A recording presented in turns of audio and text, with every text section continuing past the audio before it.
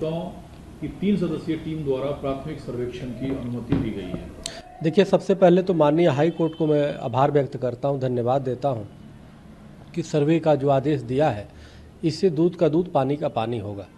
सर्वे करने का ये मतलब नहीं होता है कि उन्होंने किसी वादी के पक्ष में फैसला दिया है। सर्वे से पता चलेगा कि आखिर वहाँ पे क्या था जो हम हिंदू दावा कर रहे हैं, सनातनी दावा कर रहे हैं, उसमें कितनी सच्चाई है।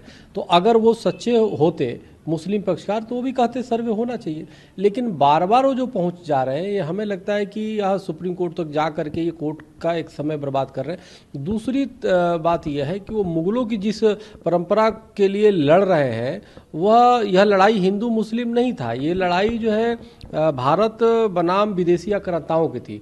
लेकिन ये विदेशी आक्रांताओं की जो लेकर के लूट मार और जो उसने किया विदेशी आक्रांता और उसके झंडा को लेकर के और चल रहे हैं, ये बड़ा दुर्भाग्यपूर्ण है, ये गलत है। हमें लगता है जब एक तरफ भाईचारे की जब बात कर रहे हो तो दूसरी तरफ आपको मंदिरों से दावा ऐसे ही छोड़ देना चाहिए। और मैंने तो 2 दिन पहले भी मांग किया और हमेशा मांग करता हूं कि मुस्लिम पक्षकारों को आगे बढ़ करके ये विदेशी लुटेरों के, विदेशी आक्रांताओं के झांसे में नहीं आना चाहिए, बल्कि आपको देशवासी हो, आपके पूर्वज भी हिंदू थे, आपको आगे बढ़ करके भाईचारा साबित करते हुए आप मंदिरों से दावा आपको छोड़ना चाहिए। उन मंदिरों से जो मुगल कालीन कब्जा किया गया, तोड़ा गया, और जो काफ़ी आप देखेंगे मंदिरों को तोड़ के तहस नहस किया गया, उसको मुस्लिम पक्षकारों को खुद बनवा करके प्रायश्चित करने का समय है। यह समय मुस्लिम पक्षकारों को लड़ने का नहीं बल्कि प्रायश्चित करने का समय है, हिंदुओं से माफ़ी मांगने का समय है। और निश्चित रूप से पूरे विश्व में एक भाईचारा का संदेश जाता, लेकिन बड़ा दुर्भाग्यपूर्ण है कि वो लड़ने को तो ठीक है, लीगल लड़ाई लड़े, हिंदू तो लीगल ही लड़ता है। राम मंदिर में मैं खुद एक पक्षकार था और लंबी एक लड़ाई लड़ी और सुप्रीम कोर्ट से निर्णय आया। काफ़ी आप देखेंगे मंदिरों को तोड़ के तहस नहस किया गया, उसको मुस्लिम पक्षकारों को खुद बनवा करके प्रायश्चित करने का समय है। यह समय मुस्लिम पक्षकारों को लड़ने का नहीं बल्कि प्रायश्चित करने का समय है, हिंदुओं से माफ़ी मांगने का समय है। और निश्चित रूप से पूरे विश्व में एक भाईचारा का संदेश जाता, लेकिन बड़ा दुर्भाग्यपूर्ण है कि वो लड़ने को तो ठीक है, लीगल लड़ाई लड़े, हिंदू तो लीगल ही लड़ता है। राम मंदिर में मैं खुद एक पक्षकार था और लंबी एक लड़ाई लड़ी और सुप्रीम कोर्ट से निर्णय आया। देखिए, ऐसा है, चोर की दाढ़ी में तिनका। जब कोई व्यक्ति जानता है कि हमने चोरी किया है और उसके घर में जब निरीक्षण की बात होगी तो डरेगा, लेकिन जो चोरी किया ही नहीं है वो क्यों डरेगा? भाई कहीं भी आप जांच करा लो, कहीं कुछ भी कर लो, सांच को आँच नहीं होता।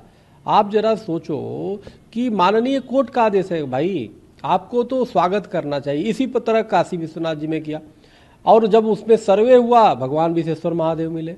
तो आप देखना अनेक साक्ष्य प्रमाण, हमें तो लगता है कि उस जो काशी विश्वनाथ या अयोध्या की सर्वे हुआ उसी समय काफ़ी कुछ इन लोगों ने मिटा दिया होगा, तोड़ दिया होगा, हटा दिया होगा, लेकिन उसके बावजूद भी हमें पूरा विश्वास है कि अनेक साक्ष्य प्रमाण मिलेंगे। लेकिन असदुद्दीन ओवैसी का कहना है वर्शिप एक्ट का वो मोशन को छेड़ना, मुसलमानों से बदला लेने की प्रवृत्ति दिख रहा है। नहीं, वर्शिप एक्ट पे मेरी सिर्फ विचार यह है कि केंद्र सरकार की प्रचंड पूर्ण बहुमत की सरकार है, जो कांग्रेस ने जानबूझ करके हिंदुओं के सीने में ये एक सुई चुभोया था वर्शिप एक्ट के रूप में, आखिर उस सुई को, उस कांटे को आखिर बीजेपी की केंद्र सरकार क्यों नहीं हटा रही है?